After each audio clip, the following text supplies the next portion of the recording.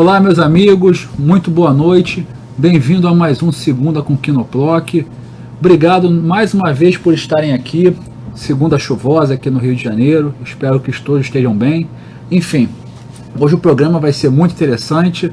Mas antes deixa eu só abaixar aqui, galera, que teve meu celular. Vambora. Bom, antes de começar o programa, eu queria rapidamente falar de dois temas importantes. O primeiro, essa quarta-feira agora vai ser votada a CPI das universidades. Recebemos 31 emendas desde sem nexo algum, como por exemplo transformando em fiscalização na área de saúde do Estado, até emendas que podem ser sim acatadas, mudando de 5 para 7 membros, outras até talvez mudando das 3 universidades para apenas o UERJ. Enfim, vai ser debatido isso na quarta-feira e ser votado. O que eu espero é que a gente já tenha o compromisso de uma parte dos deputados, outros ainda nós estamos conversando, que de fato entendam a responsabilidade que nós temos com o Estado hoje de fiscalizar e de buscar sempre melhores soluções para uma gestão pública eficiente. Então, conto com a presença de todos na quarta-feira aqui na LERJ. E também falar de hoje que saiu na mídia com relação ao projeto sobre o policiamento no estádio. É importante deixar claro que o nosso projeto é que, o Estado cria uma empresa pública, uma empresa que seja eficiente, que utilize os policiais militares de folga, se assim eles desejarem, e mais do que isso, que essa empresa possa atuar nos eventos e ela seja mais atrativa financeiramente do que as estão hoje, porque hoje já se usa a polícia militar, por exemplo, o BEP, nos eventos esportivos. A diferença é que a gente não paga nada para eles, isso é um erro. Então a polícia tem que ser remunerada pelas atividades que ela faz. E falando em polícia, hoje estou recebendo aqui o Coronel Azevedo, meu amigo, secretário da SEAP. Azevedo, obrigado por estar aqui conosco. É um prazer meu, eu que agradeço. Obrigado, é uma honra receber, até porque é uma das secretarias mais importantes do Estado, principalmente numa situação que nós estamos aí mudando a nossa diretriz em segurança pública, né? Com certeza. É uma outra forma de pensar, uma outra forma de agir, com as secretarias agindo de forma integrada, entendendo o crime como um fenômeno mais complexo e não só como a parte de cima, ou seja, a ponta do iceberg. Legal. Bom, deixa eu começar aqui as perguntas. Vou com uma pergunta até pitoresca mas aí como pessoa física, né? Nós teríamos um Rio de Janeiro melhor se 11 de setembro de 2002 a Benedita não tivesse interferido no papel do BOPE? Com certeza algumas figuras que estão hoje ainda ocupando vaga não estariam. E nem influenciando da forma negativa como fazem. Pois a gente lembra do filme Tropa de Elite 2, né? Óbvio que com personagens diferentes, mas essa pergunta se faz necessária porque é óbvio que ninguém pretende e ninguém gostaria de ver derramamentos de sangue. Mas a verdade é que o que aconteceu naquilo ali foi algo, ao meu ver, né, surreal, quando a gente imagina que o Estado tinha as condições de fazer o seu papel, até de manter a ordem, porque depois daquilo foi uma sequência de ações que os próprios traficantes daquele momento fizeram em decorrência daquilo, né? E passaram batidos, né? Ali tinha que se visualizar mais o que era benefício para a sociedade, entendeu? E defender o que nos importa mais, que é a vida do cidadão livre, o cidadão de bem, e que deveria ter sido feita uma decisão mais técnica. Hoje a gente tem risco de ter algo similar àquilo, ou algo similar que aconteceu em Manaus agora essa semana? Alexandre, o que acontece é o seguinte, é próprio da atividade que a gente exerce o risco. Uma cadeia, ela nunca, eu sempre falo, ela nunca é tranquila, ela está contida. Mas o trabalho que está sendo feito pelos meus profissionais minimizam muito o risco no Rio de Janeiro. É um trabalho de controle, tem a parte humana sim, tem a parte de profissionalização sim, mas eu estou com um agente penitenciário muito atuante hoje, acreditando no projeto do governo. Beleza. E em cima desse tema, hoje qual é o déficit que a gente tem aí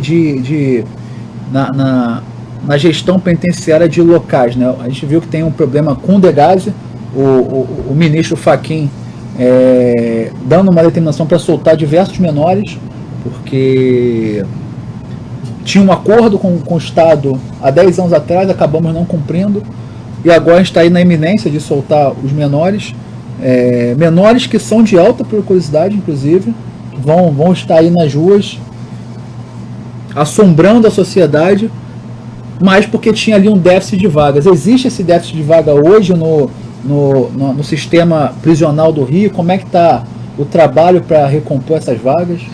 Existe um déficit de 24 mil vagas. É o déficit do Estado do Rio de Janeiro. Por isso que um dos projetos do governador é a construção do presídio vertical. E às vezes as pessoas falam muito sem conhecimento, que esses primeiros presídios são justamente para os presos que querem trabalhar, de baixa periculosidade e que vão ser inseridos no mercado de trabalho. Por isso que a gente está reativando a Fundação Santa Cabrini. Então é um projeto extremamente interessante. Ele vai ser para todas as unidades, todos os perfis? Claro que não. Cada preso, cada perfil, uma lógica de acautelamento. Mas é muito interessante. Eu já tinha visto, né, esse tipo de modelo nos Estados Unidos. Estados Unidos e Japão, os dois têm. Inclusive eram prédios não muito altos, né? Prédios mais ou menos de 15 andares, 16 andares.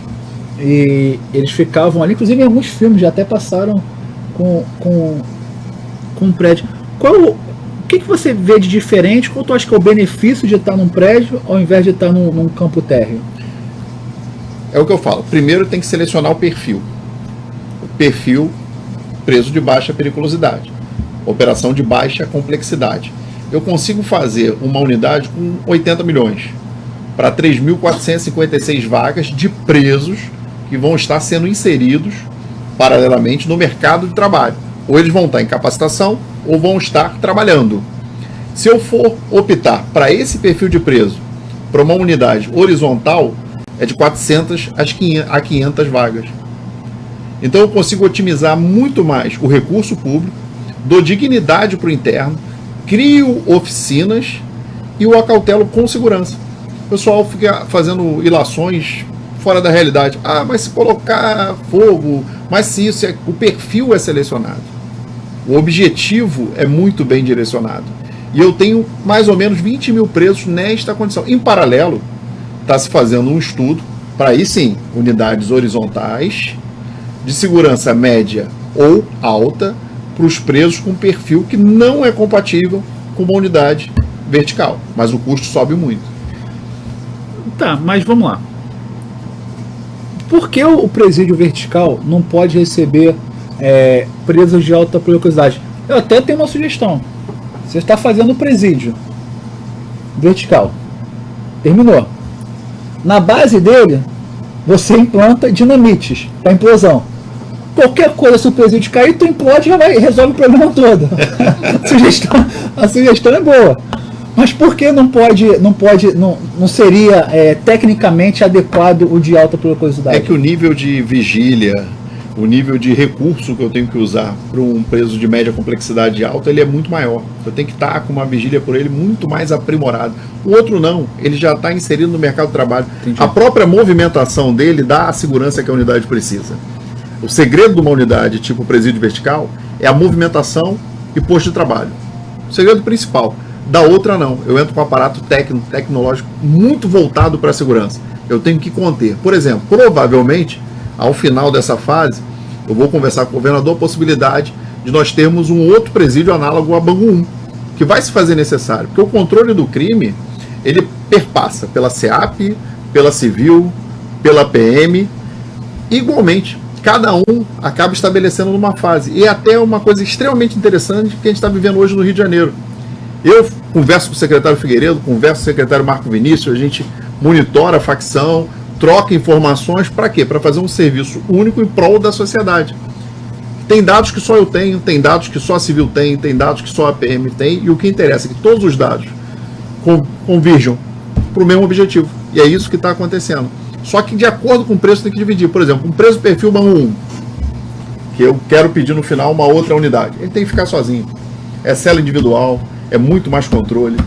Evitar o contato, né? Exatamente. Uma das coisas assim que são terríveis, o pessoal fala, pô, Zé, tu é maluco por celular? Não, eu não sou maluco por celular, nem gosto. É necessário, é um instrumento necessário. Só que por que a gente está combatendo tanto o celular nesse início de gestão? Porque o contato do elemento preso com a sociedade é perturbador. Acarreta em mais crime, acarreta em extorsão, acarreta em controle, acarreta em poder que ele não pode ter. Então, os meus agentes estão fiscalizando com muito rigor. Nós estamos em junho, assumi em janeiro, 5.200 apreensões de celular. Caramba. 5.200. Ah, mas você está fazendo só isso? Como entra? Vários setores. Já peguei celular entrando até de drone. À noite, chegando por drone. Aprendemos o drone, combatemos. Em paralelo, parte tecnológica. Vamos colocar sim, vamos fazer teste, colocar sim bloqueadores de celular. Só que isso demanda tempo. Tempo que eu não posso deixar com um hiato de inação. Então é muita ação física, meus servidores estão se empenhando ao máximo, é muita revista, é muita geral. Para quê? Para a sociedade não sofrer a má influência do contato. Em paralelo, vamos colocar a parte tecnológica até para eu poder, essa mão de obra que hoje está se esmerando ao máximo para tirar o celular, ela vai poder fazer outras ações que também são importantes. Ainda acha muita coisa nas revistas? Como é que ainda acha. Ainda acha. É o que eu estou falando. Já aprendemos 5.200. Já prendemos, e eu falo nós, que são servidores da SEAP fazendo isso, 9.000 servidores em desvio de conduta. 9.000? Aliás, 9.000 não, desculpe. 9 servidores em desvio de conduta. Familiares, 16 familiares. Ou seja, está se atuando em todas as frentes. Seja na asfixia, que é a apreensão do celular, uma operação. Seja na escariote, que é para detectar e prender e banir o servidor em desvio de conduta, porque ele não representa a categoria, claro. Ele é uma minoria que mancha o uniforme do servidor penitenciário. Seja na bloqueio, que é para pegar o familiar que traz de forma equivocada, está fazendo mal para o seu ente, material não permitido para dentro da unidade, através de cavidade corpórea, escondido no tênis, dentro do cabelo, em absorvente íntimo, em fralda de criança. São das formas mais inimagináveis. Entendi. E como é que funciona? Vocês participam de um conselho de segurança, né? Certo.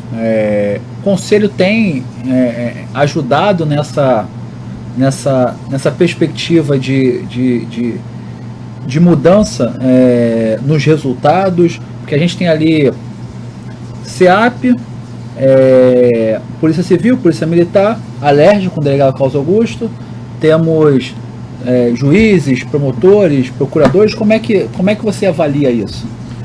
Para mim está sendo uma experiência muito gratificante, que além das sessões do Conselho sobre a presidência do desembargador Boente, nós nos falamos todo dia 24 horas. Então os mais diversos temas que tangenciam, entram de forma mais direta na segurança pública, nós temos o olhar, a opinião de colegas com as mais diversas experiências.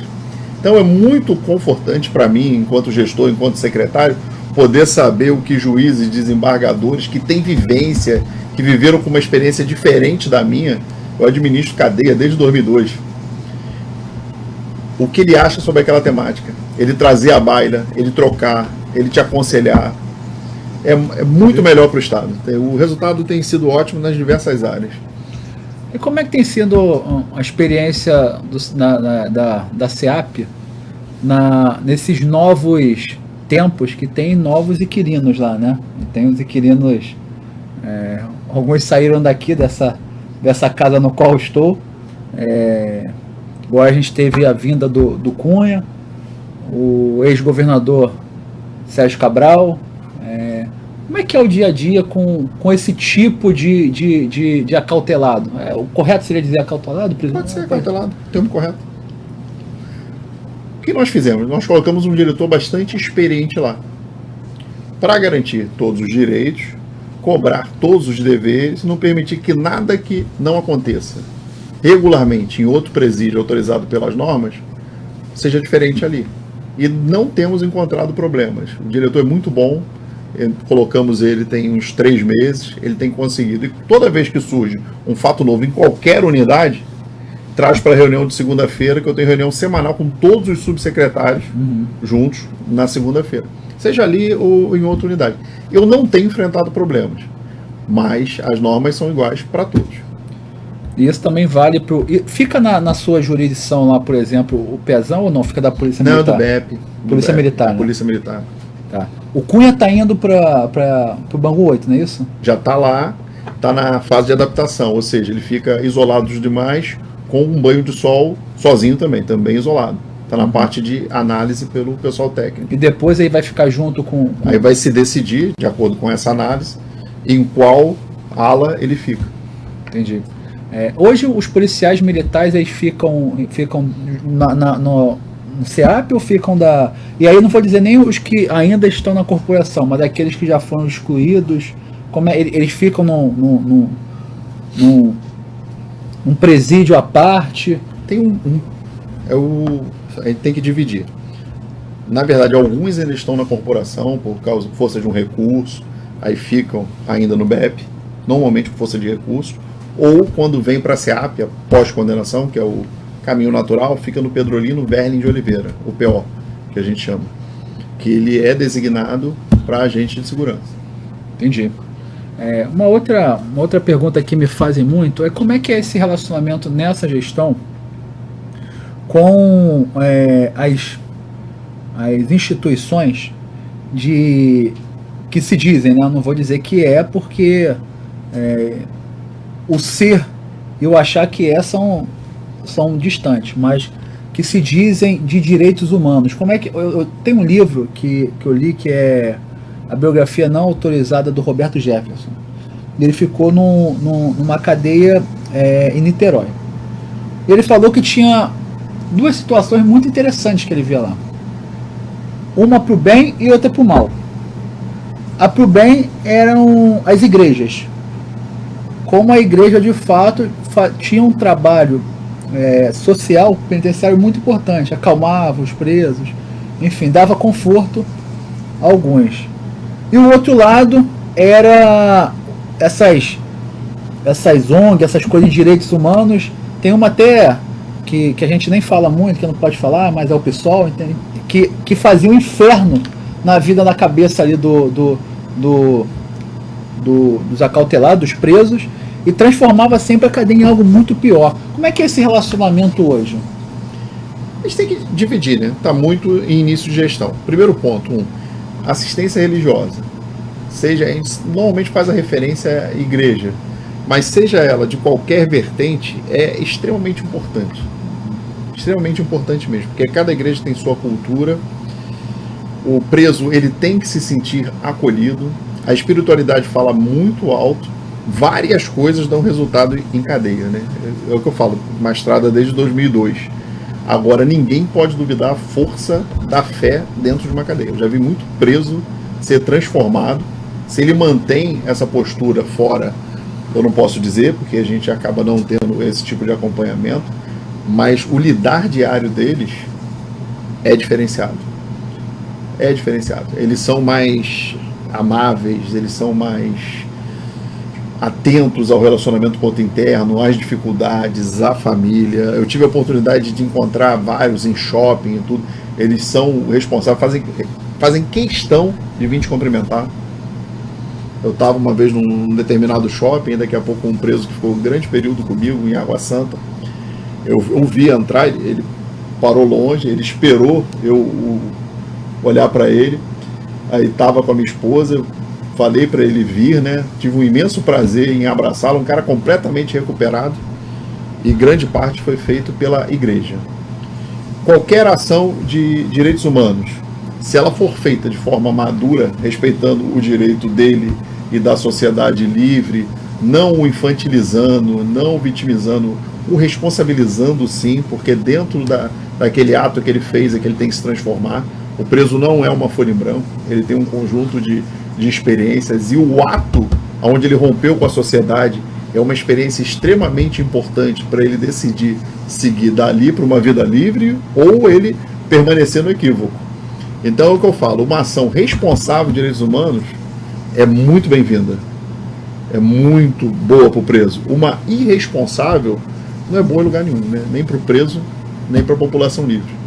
Hoje, e aí são duas perguntas. A primeira é o seguinte: se a gente for pegar um raio de 100% dos presos, né, qual percentual dos presos, e aí não, pode até ser um palpite, tá? O senhor acredita que poderia estar nas ruas ou por não ter sido preso injustamente, ou não ter sido transitado e julgado e menor potencial ofensivo, enfim, ou aqueles que de fato falam, cara, esse cara aqui é um prejuízo para a sociedade, porque ele está se influenciando negativamente. Qual é o percentual que se acredita que pode ter essa situação? Falando assim, por experiência, tudo que eu já vivi e que eu vivo, a gente tem que novamente dividir. O Rio de Janeiro ele não tem um problema de superencarceramento, ele tem um problema de ausência de vagas e superlotação. Uhum. Você vê o processo, em regra, até o indivíduo ser encarcerado, ele é bastante rigoroso. Mesmo dentro deste rigor, de 10 a 20% não precisava estar ali. Agora, volto a dizer, não é dado científico, é dado fruto da minha vivência. Não precisavam estar ali. E esses multirões ajudam a tirar esses? Ajuda muito. Nada mais pernicioso do que alguém que não devia estar preso ser cesseado da sua liberdade. Então, o mutirão, porque isso acontece aonde, normalmente? Na provisória. Ele não está com uma sentença transitada de julgado. Porque depois que ele está com uma sentença transitada de julgado, raramente ele não deu motivo para aquela sentença. Uhum. Até porque a nossa justiça é garantista. Então, num universo tipo de 20 mil presos provisórios, é que esse fenômeno se apresenta de forma mais usual. Então, os mutirões acabam mitigando a possibilidade disso acontecer. Hoje mesmo, na reunião com o subsecretário, nós estamos ainda em fase de elaboração. Para a semana que vem já trazer a minuta, nós vamos pedir o GMF, que é o Grupo de Monitoramento e Fiscalização do Tribunal de Justiça, é composto também por membros do Ministério Público, Defensoria, uma série de pessoas, a possibilidade de fazermos 3 ou 4 mutirões ainda esse ano. É tão bom que nós vamos pedir. Entendi. No círculo de profissionais mesmo. E daqueles que estão presos, e aí vamos botar na situação de transitado e julgado, né? Você acha que hoje existe a possibilidade, e aí não só por causa da estrutura da SEAP, mas aí até pela forma comportamental deles, você acha que existe uma parcela que pode sim ser ressocializado e ser entregue novamente à sociedade, ou essa narrativa de fato é uma falácia, ou não, ou tem, porque o fato é, uma hora ele volta, né? Por mais que nós não queiramos, ele volta. E a pergunta é, existe a possibilidade, existe um percentual de presos que a gente consegue falar, opa, legal, esse está voltando.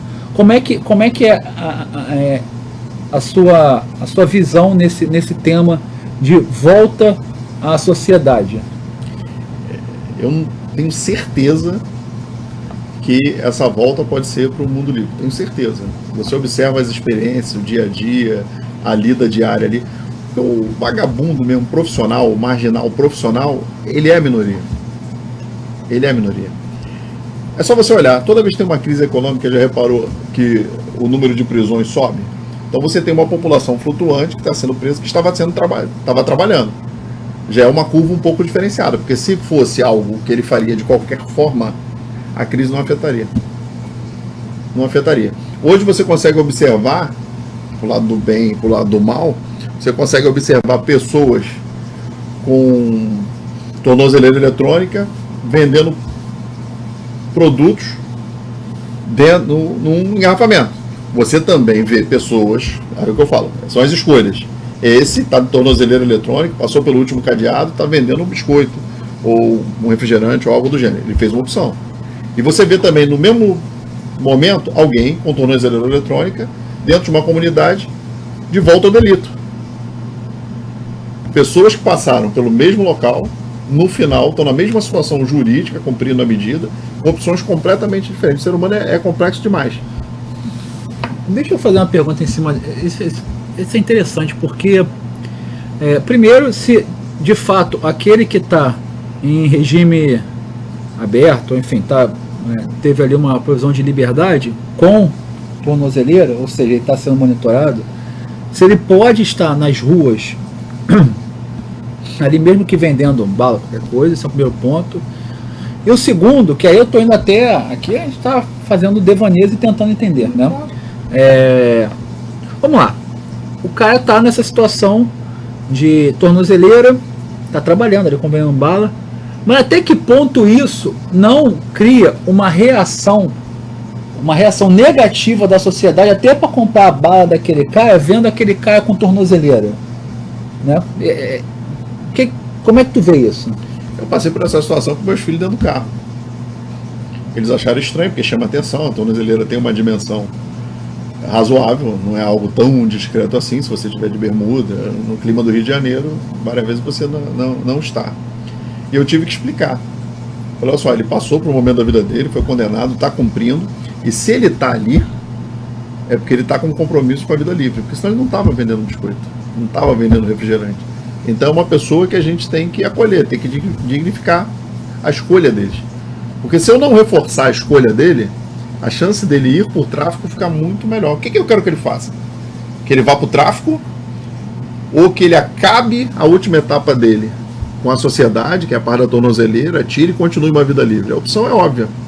Então, tem um preconceito? Claro que tem. Mas a função da sociedade mais madura, dos formadores de opinião, é pelo contrário, é fortalecer a posição daquele ali. Porque a outra posição a gente vê no jornal todo dia, seja de qual emissora for, que a outra escolha é o cara com a tornozeleira, que ao invés de ter entendido a progressão da medida dele, voltou para o crime. E hoje a SEAP tem convênios com instituições de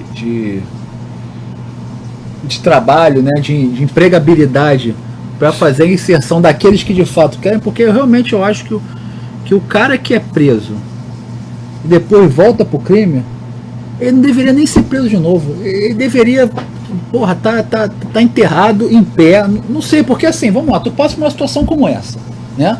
Imagino eu que não deve ser fácil você estar privado de liberdade. Você está preso. É o segundo bem jurídico tutelado, vida, pois é. Liberdade. Você está preso, cara. Você está preso. Amor. Você tem uma segunda oportunidade de não passar mais por aquilo, meu irmão. Independente da situação mais complexa que você esteja vivendo ali, até em decorrência de ter sido preso anteriormente, e isso aí é um ônus pelo crime que você cometeu. Agora, por isso que o preso ele fala que está pagando a pena. Talvez vai pagar até por da vida. No linguajar dele ele fala, eu estou pagando a pena. Pois é. Mas existem esses convênios de integrar de volta esse cara com uma empregabilidade, até porque tem muitos ali que são artistas, né? Porque o que eles fazem na cadeia tem até que estudar os caras, né? Tem artista mesmo, eu tive pintor, artesão e pessoas com uma qualidade de serviço impressionante. Um pintor, na época que eu estava em Água Santa, teve até exposição de quadros, eu não vou lembrar o nome, tem muitos anos. Tem mais até do que eu gostaria.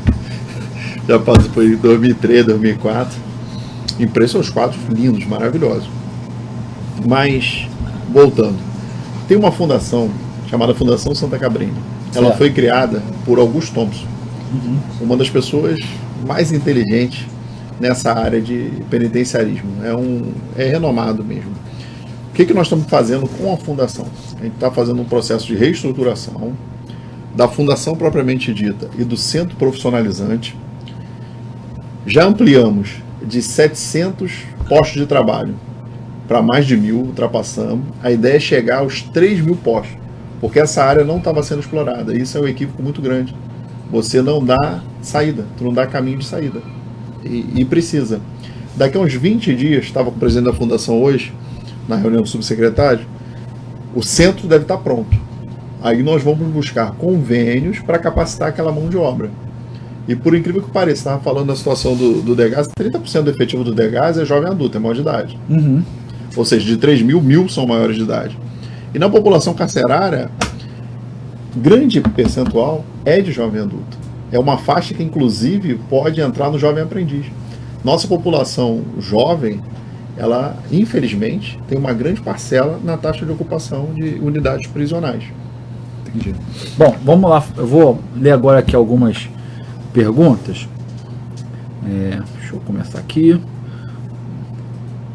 Vamos lá. Patrícia, aqui do centro do Rio de Janeiro. Pergunta: o senhor é a favor da diminuição da maioridade penal para 16 anos? Qual o real impacto disso nas prisões do Rio de Janeiro hoje? Depende como for feito. Se eu fizer só a diminuição sem ter um projeto, daqui a pouco eu estou discutindo diminuir para 14, para 12.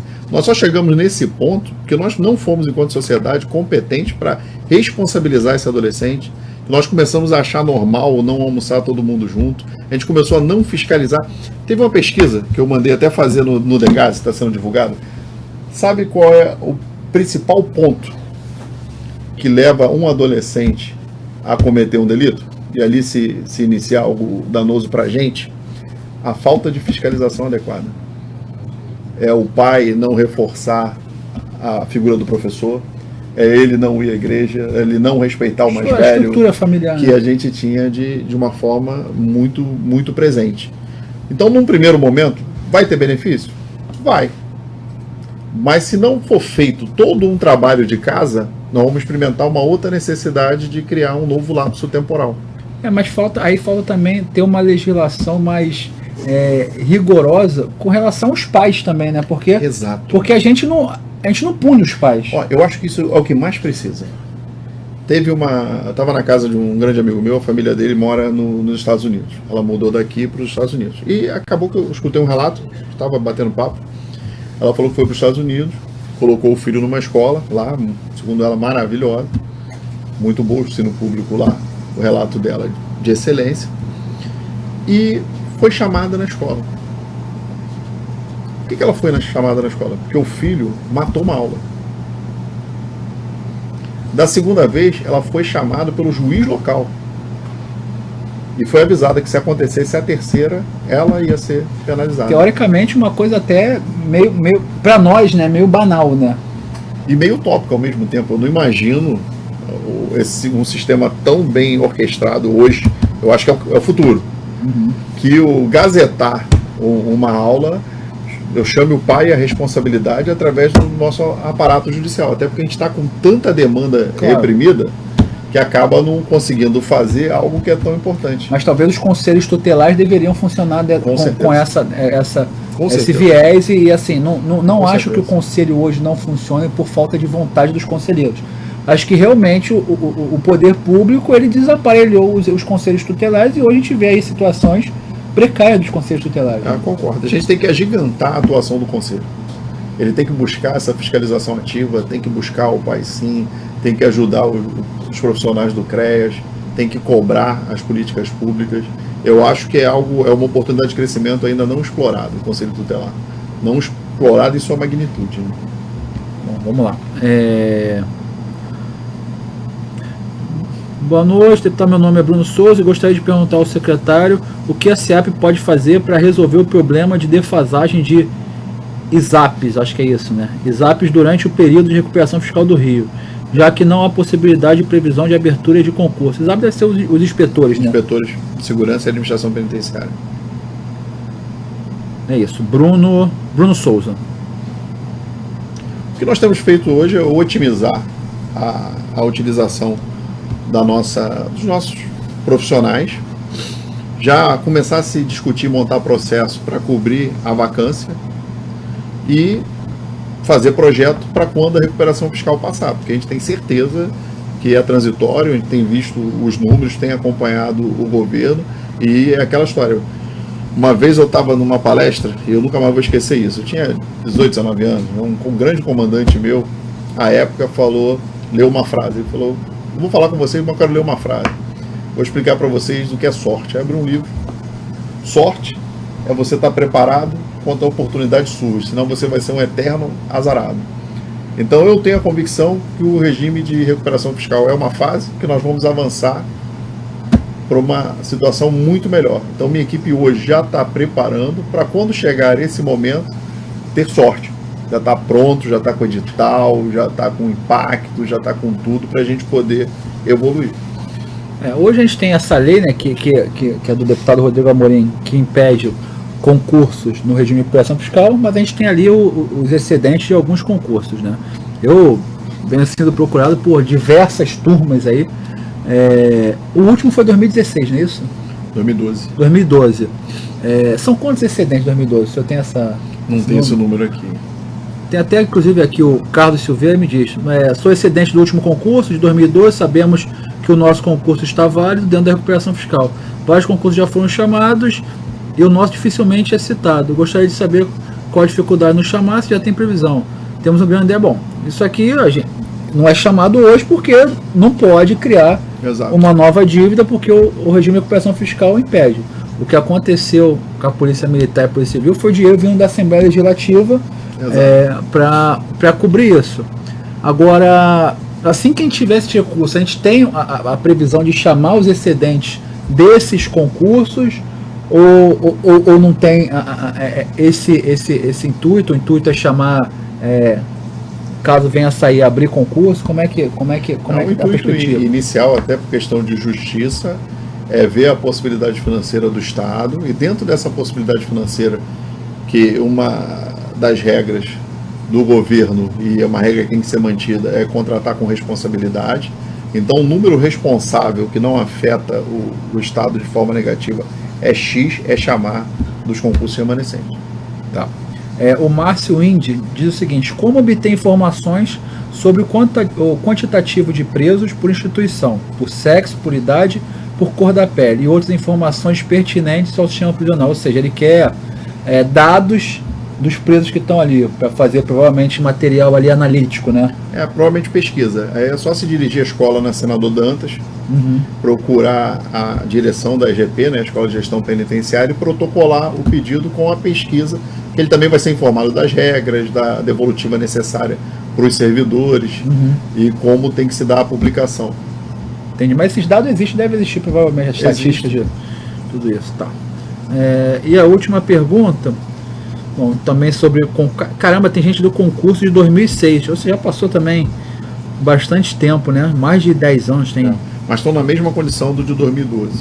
A prioridade é o de 2012 ou 2006? Na verdade, a prioridade hoje é acabar de cumprir a decisão judicial que tem que se cumprir todas as vagas do de 2003. 2003. Exatamente. Faltam pouquíssimas, porque qual foi... É uma decisão judicial. Mas vamos lá. Lá em 2003, o cara que prestou concurso... Você vai tocar justamente na ferida, a dificuldade que a gente está tendo até hoje. Ele demorou tanto para cumprir. Não, e ele era bem mais novo, está falando aí de uma década, provavelmente não tinha família, não sei, agora, até fisicamente, né, você tem uma limitação ali pela idade mesmo, né? Como é que vocês estão lidando com isso? É feito o aviso, é dado um tempo para treinamento. Tem várias pessoas que não aparecem, que já tomaram outro caminho na vida, escolheram outra profissão. Tem o caso das senhoras que tiveram filhos, então elas precisam de um tempo, de um cuidado especial. Por isso é que demorou tanto. Está chegando no final agora. É muito difícil, depois de tanto tempo, você ter uma condição física. Claro que tem pessoas que têm, para passar com o rigor de um concurso. Você passaria com 21 anos, 20 anos, 22 anos. Até porque o curso de formação da SEAP é muito, muito rígido, né? É rigoroso, extremamente rigoroso. E a prova física, ela é bem puxada. Né? Bem puxada. Eu particularmente, eu não conseguiria nem nos primeiros 100 metros. Já sai fora. Meu amigo, olha só, está chegando ao final. E a gente aqui, todo final de programa, eu presenteio com livro. Às vezes, nem sempre o convidado, às vezes o pessoal esquece, mas traz um livro também. E antes de passar, eu queria te agradecer, dizer que é interessante porque o tema criminal, né? O tema prisional, ele tem a sua característica técnica, mas tem muitos dogmas, tem muitas curiosidades, né? Que as pessoas têm o interesse de saber, porque não é algo que a pessoa que está aqui fora consegue saber vendo o que está nela. Eu, por exemplo, se eu quiser saber como é que é a aurora boreal, eu posso pegar, me organizar, fazer um caixinha, fazer dinheiro e ir lá para a Noruega. Agora, para saber como é que é a vida de preso, eu sendo preso, eu não quero. eu não quero passar por isso.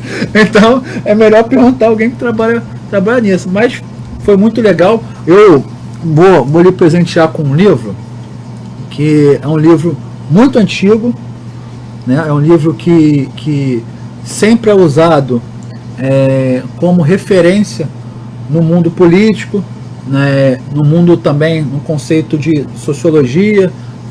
Não que eu seja muito fã de sociologia e filosofia, realmente eu não sou, tá? Não sou, porque hoje a gente criou uma tendência muito forte, porque eu acho que não é o melhor caminho para a sociedade. Mas enfim, esse livro se chama O Príncipe, de Maquiavel.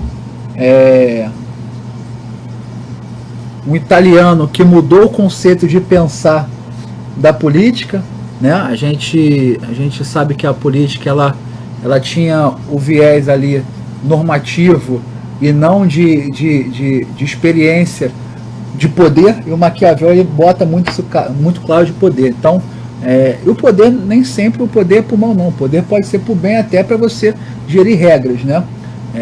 Então, estou lhe dando de presente. Espero que seja uma leitura. Não, com certeza será. Uma leitura muito proveitosa. Obrigado. Enfim.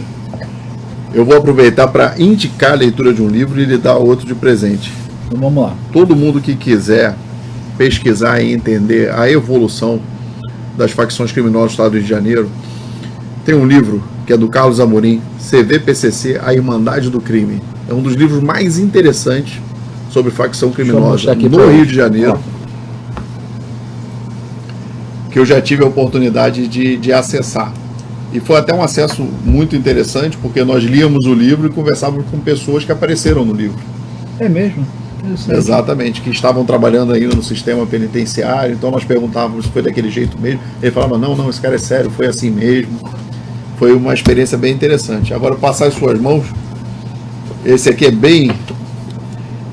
um livro bem interessante, chamado A Guerra, que fala da evolução depois do salve geral em São Paulo do PCC. Caramba! É um livro espetacular. Espetacular. É a outra indicação. Na verdade, esses aqui são os que fizeram Bruno Paz Manso e Camila Nunes Dias. Exatamente. E aí ele explica qual é a dinâmica, como funciona, como o fenômeno de organização criminosa está muito globalizado. As pessoas podem perguntar, mas o secretário de Segurança Pública do Rio, lendo sobre o PCC...